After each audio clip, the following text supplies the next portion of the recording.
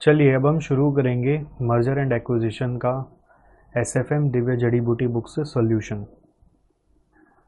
ये वीडियो आप हमारे रेगुलर स्टूडेंट हैं सीए फाइनल न्यू सिलेबस के तो भी देख सकते हैं, या फिर आप मुझसे नहीं पढ़ें कहीं और भी पढ़ें तो भी देख सकते हैं, क्योंकि ये वीडियो मैं यूट्यूब में भी शेयर करने वाला हूँ। ओके, इस वीडियो को करने के लिए आपके पास हमारा एसएफएम दिव्य जड़ी बूटी बुक हाथ में होना चाहिए। अगर नहीं है तो sgc.co.in के ई लाइब्रेरी सेक्शन से आप ले सकते हैं। ओके, और अगर आप नहीं लेना चाह रहे कोई बात नहीं है, तो हर क्वेश्चन के बगल में जो टैग है वो सोर्स इंडिकेट कर रहा है, आप उस सोर्स पे जाकर भी ये क्वेश्चन को रेफ़र कर सकते हैं। फाइन। क्या सर आप सारा इसमें जो क्वेश्चन है उसको सॉल्व कराएंगे? जी नहीं, मैं सारा नहीं कराऊंगा, मैं कुछ चुनिंदा क्वेश्चंस को कराऊंगा। ज़्यादा फोकस लेटेस्ट क्वेश्चंस पर है, और कुछ ऐसे क्वेश्चंस को भी लूँगा जो ऐसे ही मैट के हैं या फिर कुछ ऐसे हैं जो मुझे लगता है कि आपको रिकॉल करना ज़रूरी है, उनको कराऊंगा। तो इस बहाने आप अप टू डेट भी हो जाएंगे और थोड़ा अगर कुछ नया भी हुआ तो वो भी सीख लेंगे। तो मर्जर एंड एक्विजिशन का शुरुआत हम लोग करें पहला क्वेश्चन नंबर 10 से। वाह सर, सीधा इतना बड़ा जंप? यस, क्योंकि बाकी सब थ्योरी वगैरह है, तो अभी एजेंडा ये नहीं कि मैं आपको थ्योरी पढ़ाऊँ, मैं आपको सम्स कराना चाहता हूँ। सो 10 नंबर में आ गया, ये क्वेश्चन ऐसे ही मैट का है, ठीक है। तो हम लोग इसको करेंगे ऐसे, कुछ ऐसे ही मैट के कराऊंगा मैं, कुछ क्वेश्चन आपको नए क्वेश्चंस कराऊंगा, कुछ पुराने भी रिवीजन कराऊंगा, जो भी ये दिव्य जड़ी बूटी बुक के चुनिंदा क्वेश्चंस है वो कराऊंगा। इससे आप हमारे से क्लास लिए हैं एसएफएम के, तो आप पूरे अप टू डेट भी हो जाएंगे और आपका रिवीजन भी थोड़ा सा हो जाएगा।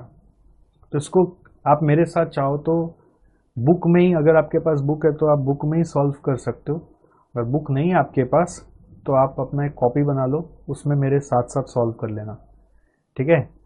क्वेश्चन तो यहाँ पे दिख रहा है, बाकी एक कॉपी बना लो एसएफएम दिव्य जड़ी बूटी बुक सोल्यूशन बोलकर, उसमें मर्जर एंड एक्विजिशन का फर्स्ट चैप्टर बनाकर ये रेफरेंस लिखकर क्वेश्चन नंबर का मेरे साथ साथ सॉल्व कर सकते हो, ठीक है। तो फर्स्ट क्वेश्चन आता है, Elron Limited plans to acquire Doom limited.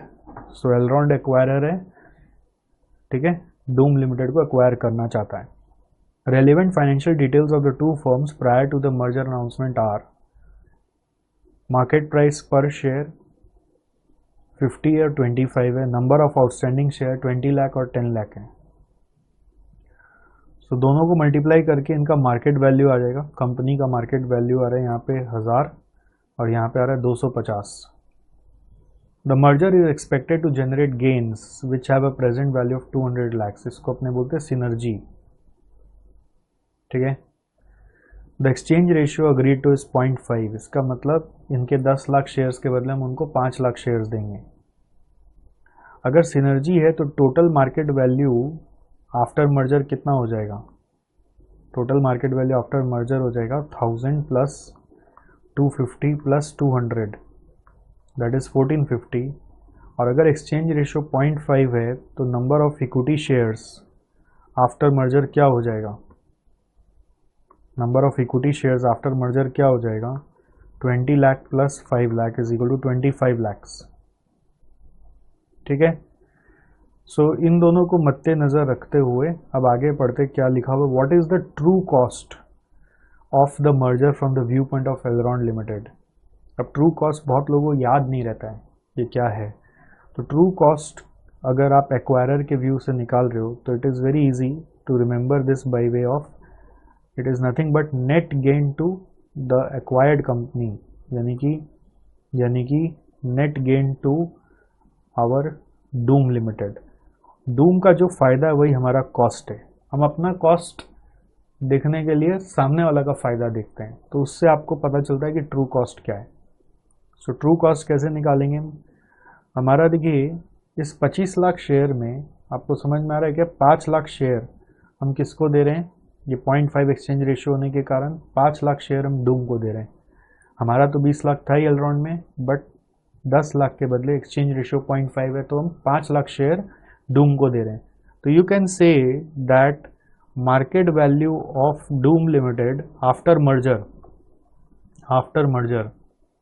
After merger will be what, 1450 में से अगर 5 लाख शेयर का वैल्यू निकालना है कि ये 25 लाख का वैल्यू अगर है तो ये टोटल आ रहा है 5/25 इंटू 1450 करने से 290 लैक्स। और ये market value of Doom Limited before merger क्या था, बिफोर मर्जर था as you can see 25 into 10 250 lakhs. तो डूम लिमिटेड का क्या फ़ायदा हुआ इस मर्जर के कारण, उसका वैल्यू 40 लाख से बढ़ गया।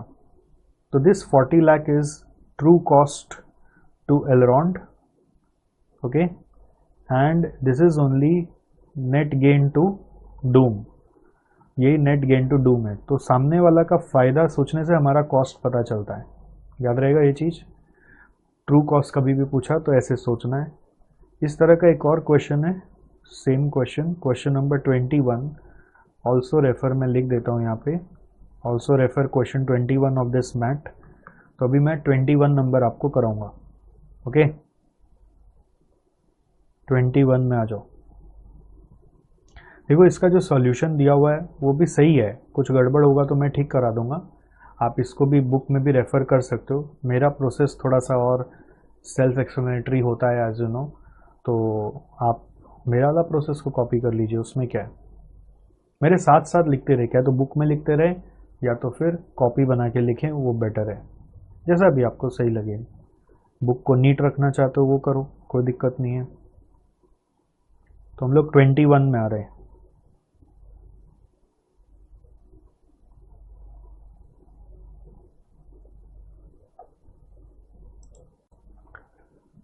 आइए तो हम करते हैं क्वेश्चन नंबर 21। ये 21 नंबर पे मत जाइए, आप जाइए इसके ऊपर कि ये मे 19 का क्वेश्चन है। ये भी ट्रू कॉस्ट का क्वेश्चन है तो कनेक्टेड है। देखिए इसमें क्या बोल रहे हैं।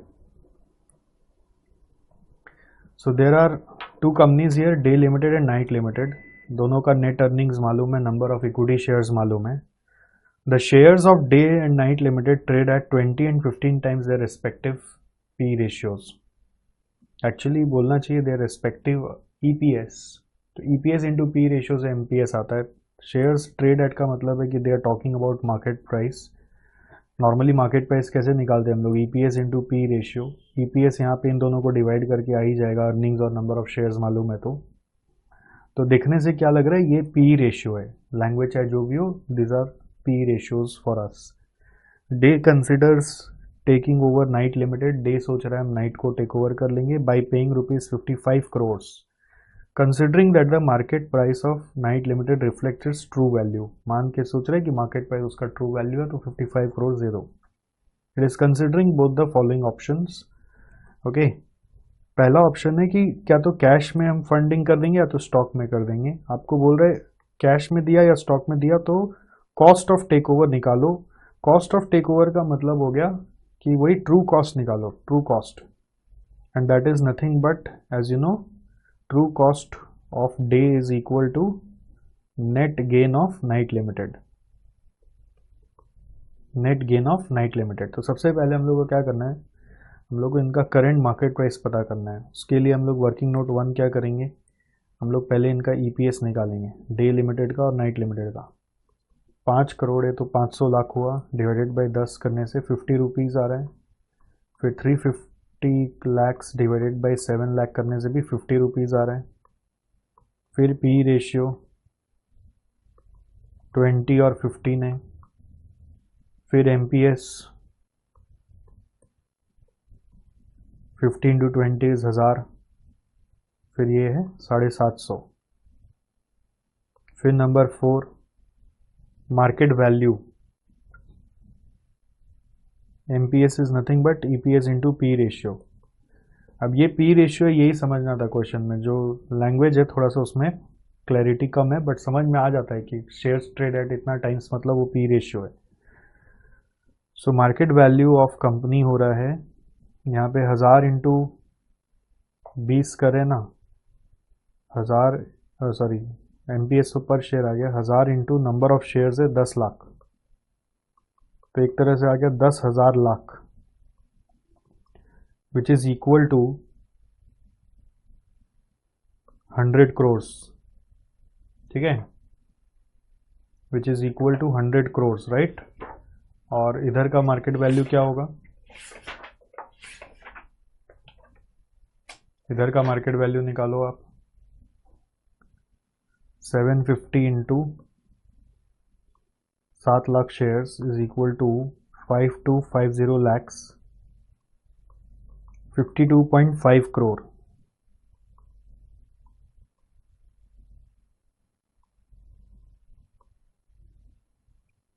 $52.5 crore,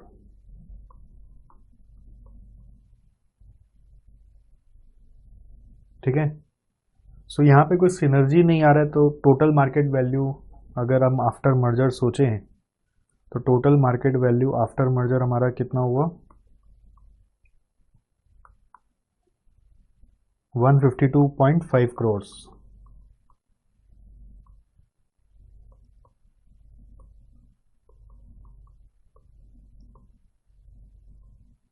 total market value after merger is 152.5 crores,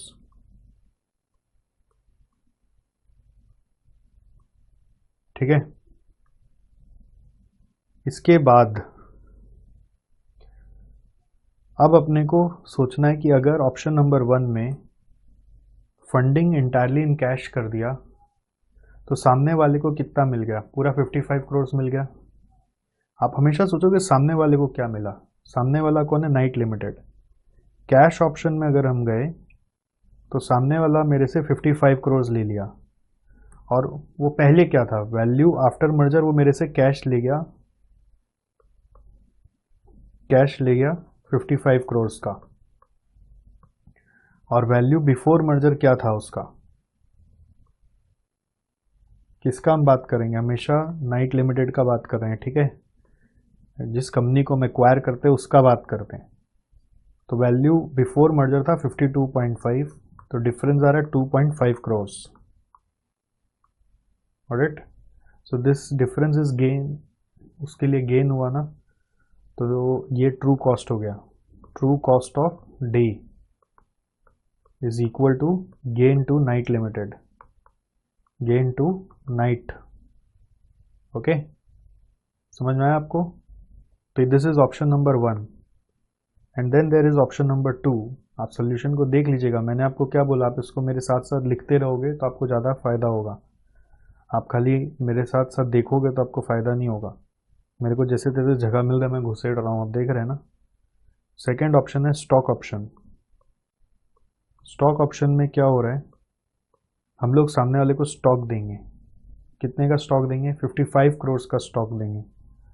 तो 55 करोड़ का यदि आप स्टॉक दे दोगे, 55 करोड़ का fund takeover is funded entirely by stock. इसका मतलब क्या हुआ कि आप 55 करोड़ का उनको स्टॉक दे दोगे। तो 55 करोड़ में हम लोग कितना शेयर्स उनको दे देंगे, 55 करोड़ में हम लोग कितना शेयर्स उनको दे देंगे, राइट। तो पहले आपको पता करना चाहिए number of shares.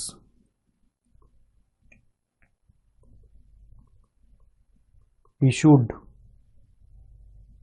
For take over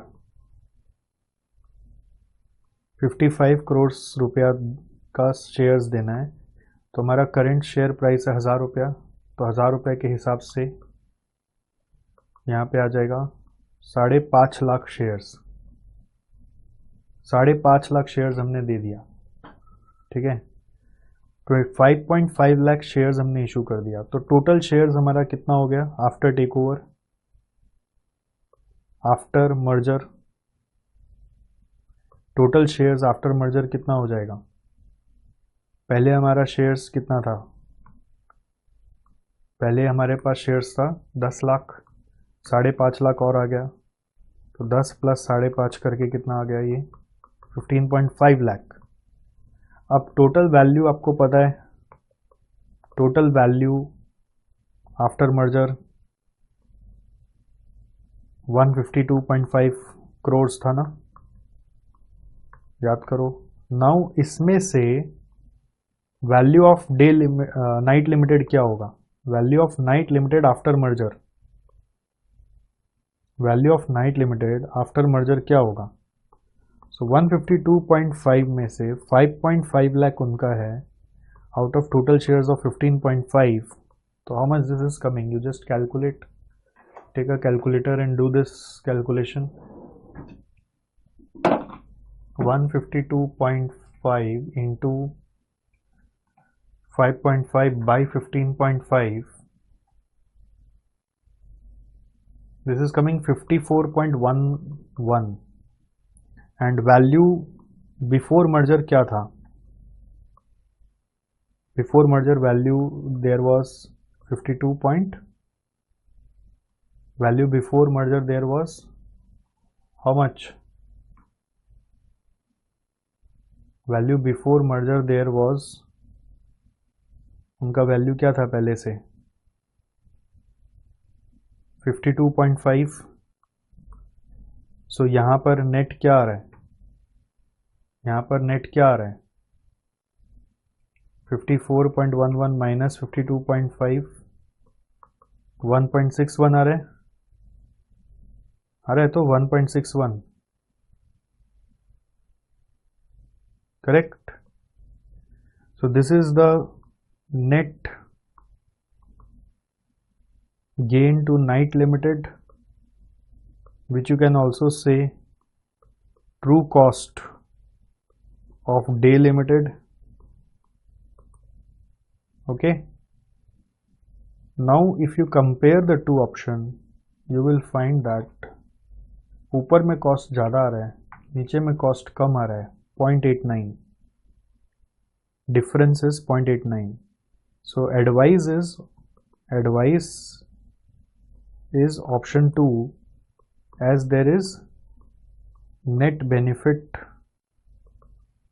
of, आप दोनों को सब्ट्रैक्ट कर लीजिए, 2.5 minus 1.61 is equal to 0.89, right. So option 2 is better. Net benefit किसका है इसमें? टू डे लिमिटेड, क्योंकि ऑप्शन 1 में कॉस्ट आ रहा है 2.5 और यहाँ पे कॉस्ट आ रहा है 1.61. तो जिसमें हमारा लोअर कॉस्ट आएगा हम उसी को सिलेक्ट करेंगे. आपको समझ में आया हो, आई होप. ये थोड़ा अच्छा क्वेश्चन था ना. कैश ऑप्शन सीधा कैश दे दिया, वैल्यू से कंपेयर कर लिया. स्टॉक ऑप्शन वो क्वेश्चन नंबर 10 के जैसा हो गया, लाइक क्वेश्चन 10. तो पहले आपको पता करना पड़ेगा इसमें कितना शेयर्स हमने इशू किया, तो टोटल शेयर्स कितने हुए, फिर टोटल वैल्यू आफ्टर मर्जर कितना हुआ. अब इस वैल्यू का प्रोपोर्शनेट वैल्यू हम लोग कितना नाइट लिमिटेड को दे रहे हैं, तो दे रहे कितना? 152.5 इंटू 5.5 डिवाइडेड बाई 15.5 दे रहे हैं, राइट. ओके, सो नाउ उनका पुराना वैल्यू था बिफोर मर्जर 52.5 का ही, करेक्ट. तो उनको 52.5 के बदले 1.61 एक्स्ट्रा मिल गया. अब उनको एक्स्ट्रा मिला 1.61, यहाँ पे उनको एक्स्ट्रा मिला 2.5. तो हमारे लिए जो उनको एक्स्ट्रा मिल रहा है हमारे लिए वो कॉस्ट है. तो हमारा कॉस्ट यहाँ पे 2.5 का है, यहाँ पे हमारा कॉस्ट 1.61 का है. तो हम ऑप्शन 2 में जाएंगे जिसमें हमारा कॉस्ट कम पड़ेगा, तो हमारे गेन होगा 0.89. अब इंस्टीट्यूट ने क्या किया दोस्त, इसका जब सोल्यूशन किया तो पार्ट 1 तो हम लोग जैसे किया वैसे ही है, मैच हो रहा है 2.5 करोड़. लेकिन पार्ट 2 में उन्होंने ट्रू कॉस्ट निकालते वक्त ये 55 से ही माइनस कर दिया. यहाँ पर आप सोल्यूशन देखो यहाँ पे इंस्टीट्यूट का कि ये 55 यहाँ पे क्यों कर दिया मुझे नहीं समझ में आया, और ट्रू कॉस्ट सीधा यहाँ पे 0.893 नेगेटिव निकाल दिया. ठीक है, जबकि यहाँ पर ये होना चाहिए क्या कि बदले में हम लोग ट्रू कॉस्ट में हमेशा ऐसे देखेंगे कि हमने जो उनको दिया उनका जो वैल्यू है माइनस पुराना वैल्यू क्या था. यहाँ पे पुराना वैल्यू से कंपेयर करके ट्रू कॉस्ट देखना चाहिए था और फिर दोनों ट्रू कॉस्ट को कंपेयर करना चाहिए था. तो कंपेयर करके 0.89 का डिफरेंस आ रहा है. तो ठीक है, इंस्टीट्यूट जिंदाबाद, कुछ भी करे आप तो जानते ही हैं. ओके, बट सही तरीका जो है वो मैंने आपको पूरा फ्लो में समझा दिया. आई होप आपको समझ में आ गया होगा. So this is your question number 21. Okay, चलो इसको अच्छे से लिख लो आप। अगर आप ऐसे कचरा करके मेरे जैसे करोगे तो मज़ा नहीं आएगा। आप एक कॉपी में अच्छे से इसको नोट करो, then it will be beneficial for you. Next हमारे question number 26।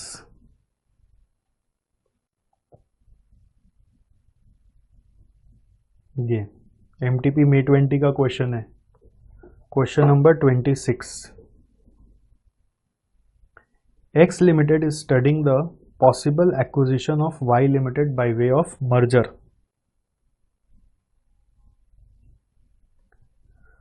The following data are available in respect of both the companies. दोनों का मार्केट कैप आपको मालूम है, जीपी रेशियो आपको मालूम है, 20% 20%, ठीक है। इन्वेंट्री टर्नओवर रेशियो 5 टाइम्स और 4 टाइम्स आपको मालूम है। डेटर टर्नओवर रेशियो 3 टाइम्स और 5 टाइम्स मालूम है। ये सब नया आ गया है, कहाँ मर्जर का सम में ये सब क्या घुसा दिया है। 12% debenture, 10% debenture, equity shares, operating expense, tax rate, closing stock, debtors. करना क्या है, कैलकुलेट करना है swap ratio based on EPS and MPS. तो इसके लिए ईपीएस चाहिए और एमपीएस चाहिए respectively as weightage of 40% and 60%। तो मतलब वेटेड स्वैप रेशियो सिखाया हुआ ना आपको। देखो ये इजी है, ये करना इजी है कि ईपीएस निकालना है, एमपीएस निकालना है, फिर उसका हम लोग को स्वैप रेशियो निकाल के वेटेड एवरेज करना है। ये हम लोग कर लेंगे क्योंकि ये हम लोग का किया हुआ है। बट झमेला क्या है, ये ईपीएस एमपीएस के लिए जो डेटा दे रहा है वो स्ट्रेट फॉरवर्ड नहीं दे रहा है। ये पूरा रेशियो एनालिसिस जो इंटर में सीखते थे वो घुसा दिया है। तो इसके मदद से पहले आपको अपना इनकम स्टेटमेंट बनाना पड़ेगा। इनकम स्टेटमेंट बनाएंगे तो आपका पैट आ जाएगा। पैट आ जाएगा तो नंबर ऑफ शेयर्स आपको मालूम है, उससे आपका ईपीएस आ जाएगा। मार्केट कैपिटलाइजेशन मालूम है तो एमपीएस आ जाएगा, ठीक है। फिर सारे ही हो जाएंगे, पोस्ट मर्जर ईपीएस भी हो जाएगा, पोस्ट मर्जर मार्केट प्राइस भी आ जाएगा, और पोस्ट मर्जर गेन और लॉस। ये सब तो नॉर्मल वर्किंग्स हैं जो हर मर्जर के सम में होते हैं। बट झमेला क्या किया यहाँ पर, ये जो इनकम स्टेटमेंट बनाने का काम है ना, वो एक नया चीज़ है, using ratios. Using ratios, income statement using ratios. तो ये इनकम स्टेटमेंट हम लोग को मेन सबसे पहले बनाना है। तो आइए, आपको क्या लगता है किससे अपने स्टार्ट कर सकते हैं, कौन सा रेशियो से हम लोग को। जैसे इनकम स्टेटमेंट में सेल्स से स्टार्ट करना पड़ेगा ऐसा लग रहा है, क्योंकि ऑपरेटिंग एक्सपेंस भी दिया हुआ है। सो जीपी रेशियो होता है जीपी बाई सेल्स, तो जीपी तो नहीं मालूम है, सेल्स नहीं आ रहा है। इन्वेंट्री टर्नओवर रेशियो होता है COGS by average stock, but यहाँ ओपनिंग स्टॉक नहीं है तो इसको क्लोजिंग स्टॉक में अपने ले लेंगे। तो क्लोजिंग स्टॉक मालूम है, उससे सीओजीएस आ जाएगा, और सीओजीएस मालूम है तो जीपी रेशियो पता होने से आपका सेल्स भी आ जाएगा। तो ये आपको हेल्प करेगा। क्लोजिंग स्टॉक के मदद से आप सीओजीएस निकालिए, और सीओजीएस और जीपी के मदद से आप सेल्स निकाल सकेंगे। सेल्स आ जाएगा इधर से। फिर ऑपरेटिंग एक्सपेंस मालूम है, तो सेल्स माइनस ऑपरेटिंग एक्सपेंस करने से ईबीआईटी आता है। अज्यूम करें कि ऑपरेटिंग एक्सपेंस ऐसा है जो इंक्लूड कर रहा है सब कुछ। ऑपरेटिंग एक्सपेंस अज्यूम करें कि it is including all purchase and production and any kind of overheads also, everything. क्योंकि इतना हाई परसेंट दिया हुआ, उससे भी समझ में आता है। बहुत बार होता है कि ऑपरेटिंग एक्सपेंस में सिर्फ एडमिन सेलिंग ओवरहेड होता है, बट अभी ऑपरेटिंग एक्सपेंस में हम लोग मान रहे हैं कि सब कुछ है, एवरीथिंग। इतना हाई फिगर है, उससे भी समझ में आता है। जनरली ऑपरेटिंग एक्सपेंस में मतलब सारे ही एक्सपेंस आ जाते हैं इन जनरल। तो ठीक है, सेल्स मालूम चल जाएगा, ऑपरेटिंग एक्सपेंस मालूम चल जाएगा तो ईबीआईटी आ जाएगा। फिर डिवेंचर्स मालूम है तो इंटरेस्ट आ जाएगा। फिर टैक्स रेट मालूम है तो पैट आ जाएगा। तो बस यही ट्रिक है आपका। तो चलिए, आइए शुरू करिए, स्टार्ट करते हैं इसको। मैं एक पेज इंसर्ट ही करता हूँ, आप मेरे साथ साथ कचरा करके फिर घुसाएंगे तो मुश्किल ही है। तो सबसे पहले हम लोग इन्वेंट्री टर्नओवर रेशियो को यूज कर रहे हैं, सीओजीएस बाय क्लोजिंग स्टॉक, ठीक है। अभी एवरेज स्टॉक होना चाहिए, बिकॉज ओपनिंग स्टॉक नहीं मालूम है तो क्लोजिंग स्टॉक ले लिया। मान लिया opening stock closing stock equal है उस लॉजिक से, तो एवरेज ही क्लोजिंग है, एवरेज ही ओपनिंग है। सो आपका स्टॉक आपको मालूम है एक्स और वाई का। क्लोजिंग स्टॉक है 15, और 5. So therefore COGS will be what? Closing stock into inventory turnover ratio, right?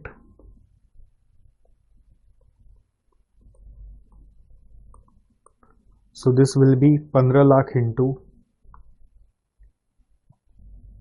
5 and 4, 5 times, और यहाँ पे 5 lakh into 4 times. So 15 5s are 75 lakh, 5 4s are 20 lakhs.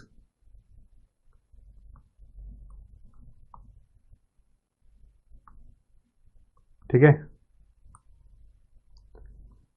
So COGS आ गया. अब GP रेशियो मालूम है तो हम सेल्स निकाल पाएंगे.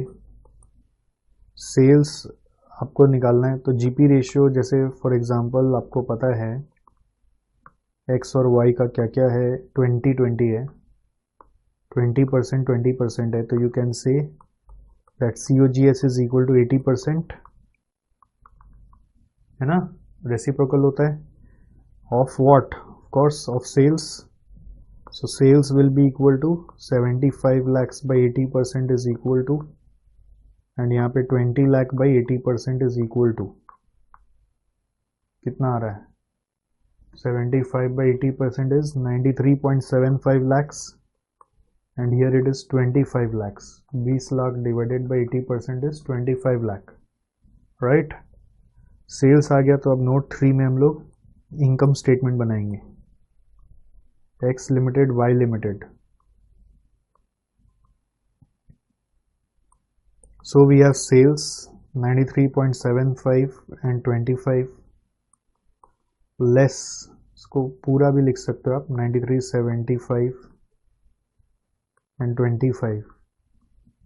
ऑपरेटिंग एक्सपेंस, ऑपरेटिंग एक्सपेंस है हमारा 86% और 78%. तो 86% करिए इसका, 93.75 का 86% आ रहा है 80,62,500. ठीक है. और इधर 78% करिए 25 लाख का, 25 लाख का 78% इज 19,50,000. सो माइनस करके आ रहा है EBIT. EBIT आ रहा है 13,12,500 और यहाँ पे 5.5 लाख.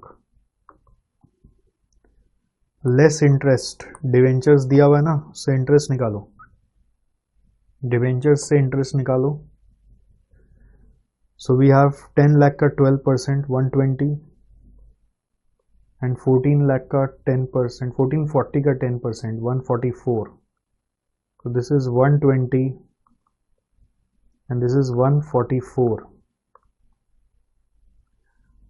ठीक. सो EBT आएगा 1312,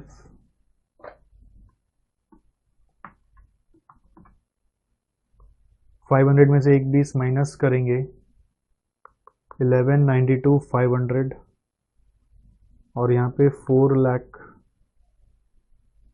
आपका हो जाएगा 6,000, 4,06,000. ठीक है. लेस टैक्स रेट आपको मालूम है, टैक्स रेट मालूम है क्या, यहाँ पर tax rate 30%, tax rate is at the rate 30%. सो इसका 30% करो, 357,750, और 4,06,000 का 30% is 121,800. Earnings after tax 284,200.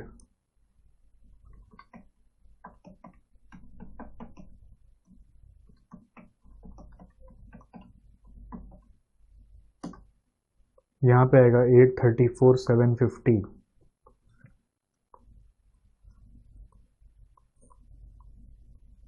Earnings after tax के बाद अब हम लोग को नंबर ऑफ शेयर्स पता है.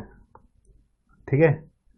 यही बस इस सम का खेल था, ये इनकम स्टेटमेंट जो नॉर्मली मर्जर के सम में पैट दिया हुआ होता था. नंबर ऑफ इक्विटी शेयर्स है 1 लाख और 60,000, 1 lakh and then 60,000. So divide करके आएगा EPS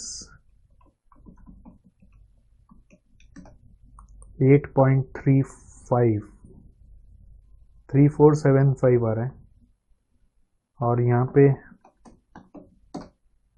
4.7366 यानी 4.74 कर देते हैं। फिर मार्केट कैपिटलाइजेशन मालूम है, तो नेक्स्ट वर्किंग नोट में चलते हैं, नोट 4। तो MPS निकाल लेते हैं। मार्केट कैपिटलाइजेशन 75 और 90, अज्यूम करें कि जो मार्केट कैपिटलाइजेशन है वो टोटल शेयर्स को रिप्रेजेंट कर रहा है। Normally free float market capitalization का भी कॉन्सेप्ट होता है ना, तो market value of company is assume to represent this entire equity shares.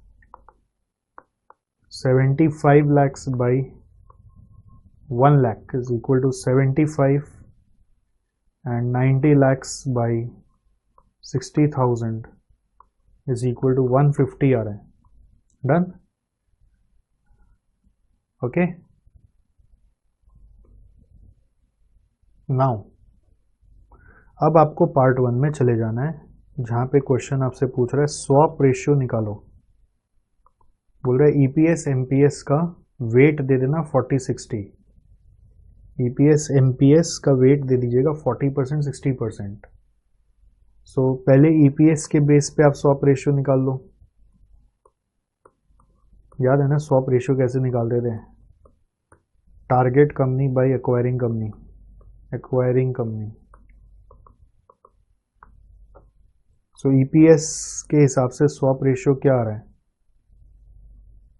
Target है हमारा 4.74 divided by 8.3475 divided by 8.3475. So this is coming 0.56. Then MPS के हिसाब से चले तो 150 by 75 करके 2 times आ रहा है, ठीक है। सो वेटेड एवरेज स्वैप रेशियो 40-60 कर देंगे। 0.56 का 40%, 2 का 60%, 0.56 का 40% और 2 का 60%, 0.56 into 40%,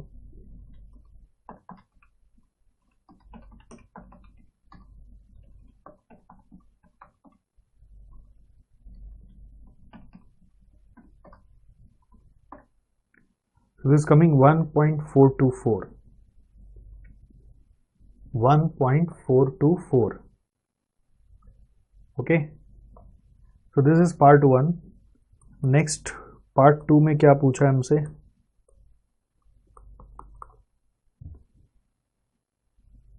पार्ट 2 में हमसे क्या पूछा है? Post merger EPS। Post merger EPS कैसे आएगा? ये सब तो बेसिक कैलकुलेशन है ना, यहाँ से तो आप अपने आप टेक ओवर कर सकते हैं। मेरे को पॉज कर दीजिए और खुद से कर लीजिए बाकी का।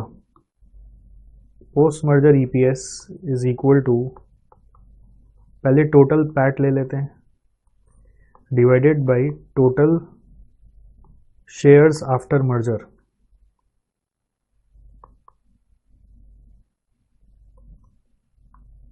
सो टोटल पैट क्या होगा? दोनों का और EAT को जोड़ दो, 834,750 प्लस 284,200,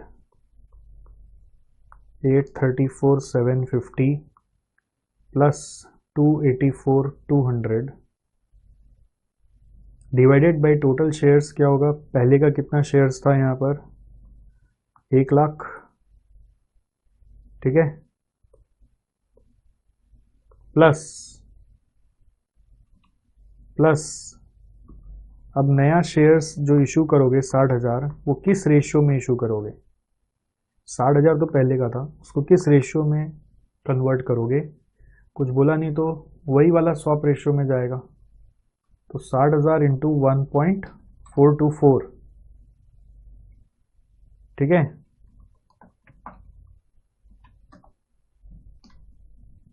1.424। तो इसको सॉल्व करके देखो क्या आ रहा है अल्टीमेटली। 834 750 284 200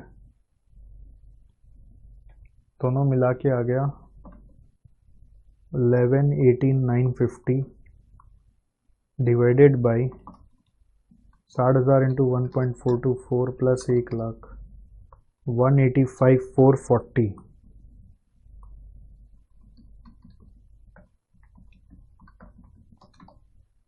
6.03 आ रहा है।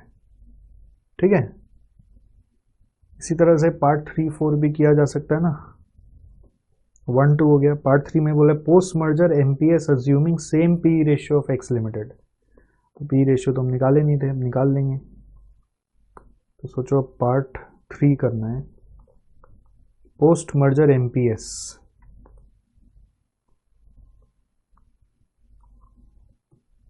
सो सेम पी रेशियो बोल रहे हैं ना, तो पहले P ratio of X limited निकालना होगा pre merger, which is equal to MPS by EPS. तो इसका एमपीएस है 75 और ईपीएस है 8.3475। 75 बाई 8.3475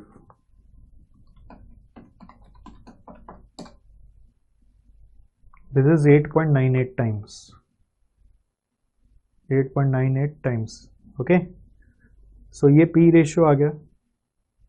सो नाउ आपको पोस्ट मर्जर ईपीएस मालूम है, अभी अभी निकाला था। Post merger EPS is 6.03, so therefore post merger MPS would be, दोनों को मल्टीप्लाई इंटू 6.03, अप्रॉक्स आ रहा है 54.18। थोड़ा राउंडिंग ऑफ इश्यूज होगा, 54.15 ही आ रहा है। तो फुल डेसिमल लेके कर दो तो कुछ और आ रहा था। और लास्ट में क्या पूछा आपसे, पार्ट 4 में पोस्ट मर्जर गेन और लॉस इन ईपीएस। तो दोनों का निकालेंगे, पोस्ट मर्जर गेन और लॉस।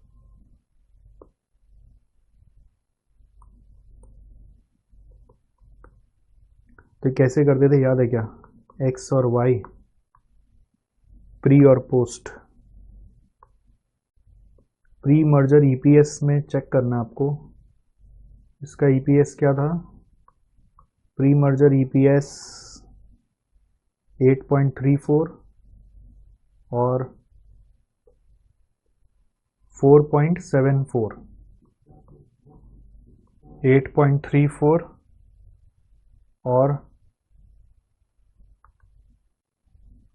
4.74। कंपैरिजन करने के लिए आपको याद है क्या चीज सिखाया था, कंपैरिजन करने के लिए ये ईपीएस है। और फिर पोस्ट मर्जर में ईपीएस कितना है हम लोग का, 6.03 है। तो गेन और loss in terms of EPS पूछा है ना।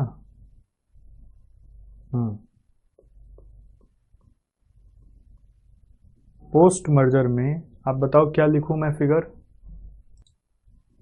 बोलिए क्या लिखेंगे पोस्ट मर्जर में। पोस्ट मर्जर ईपीएस है यहाँ पे आपका 6.03 और यहाँ पर 6.03 का मल्टीप्लाइड बाय स्वैप रेशियो होगा, याद है आपको, कंपैरेबल बनाने के लिए, क्योंकि उनका हिस्सा में जो इंटू स्वैप रेशियो करके वो चला जाएगा, तो वो इंटू 1.424 हो जाएगा, इंटू 1.424। तो ये कितना आता है देखो, 8.58 या 59। कंपेयर करके क्या आ रहा है, इंक्रीज हो रहा है कि डिक्रीज हो रहा है, इंक्रीज हो रहा है कि डिक्रीज हो रहा है। यहाँ पे देखिए 8.34 माइनस 6.03 करने से इंक्रीज हो रहा है, सॉरी डिक्रीज हो रहा है।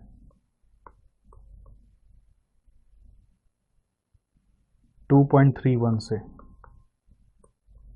और यहाँ पर 8.59 माइनस 4.74 3.85 से इंक्रीज हो रहा है।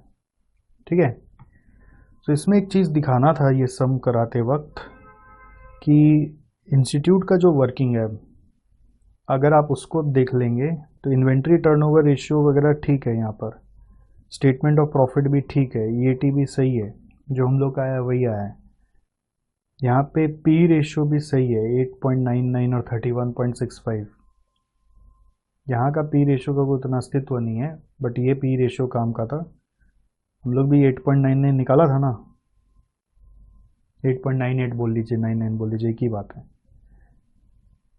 स्वैप रेशियो भी ठीक है, हमारा 1.424 आया, इसमें 1.427 कर दिया बिकॉज हम यहाँ पे पूरा ले लिए थे, वो भी ठीक है, वो जैसे भी प्रेजेंट किया वो ठीक है। पोस्ट मर्जर ईपीएस भी सही है, 6.03 हमारा भी आ गया था। यहाँ पे थोड़ा सा वो फिगर का डिफरेंस है बिकॉज हमारा 1.424 के हिसाब से, और आपको क्या करना है 1.427 के हिसाब से अगर यहाँ पे लेना है तो फिगर थोड़ा सा चेंज हो जाएगा। तो कुछ शेयर्स का यहाँ पे फ़र्क आ रहा है, बट 6.03 भी मैच हो रहा है।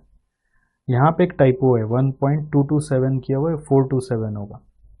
ठीक है, ये टाइपो है, ये समझ में आता है, टाइपो है।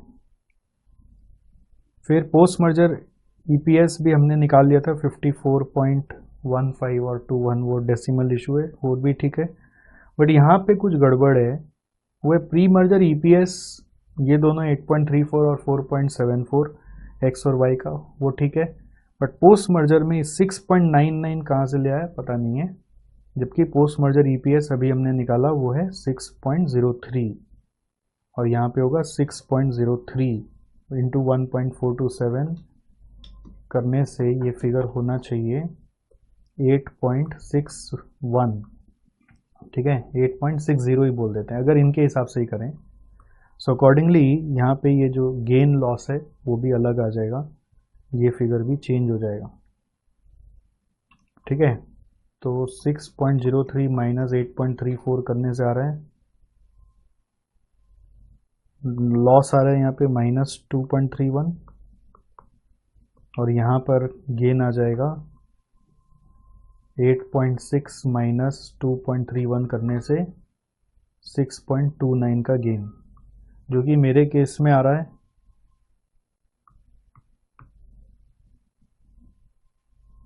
क्या, मैं माइनस कर रहा हूँ, रुको, 8.6 माइनस 4.74 माइनस करना है, तो मेरे केस में यहाँ पे 3.86 का गेन आ रहा है, मेरे केस में कितना का आया वो 3.85, हार्डली मैटर्स। ठीक है, वो एरर है यहाँ पर। तो ये क्लासेस से मैं थोड़ा सा बुक में भी आपको अपग्रेड करा दिया, और मैंने तो यहाँ पे सॉल्यूशन खाली इंस्टीट्यूट का कॉपी पेस्ट किया हुआ है ना, तो एरर है तो इस बहाने हम लोग कवर अप भी कर पा रहे हैं। ठीक है, तो ये क्वेश्चन भी ख़त्म हो गया। ओके, तो इसके साथ एक बार के लिए मर्जर का मैं यहाँ पे क्लास को रोक रहा हूँ। ओके, आप एक बार इस बुक का जितना क्वेश्चन है उसको भी या तो रफ में करके देख लो या करके देख लो, या जो जो क्वेश्चन मैंने एटलीस्ट कराया है उसको एक बार और देख लो। Fine, okay.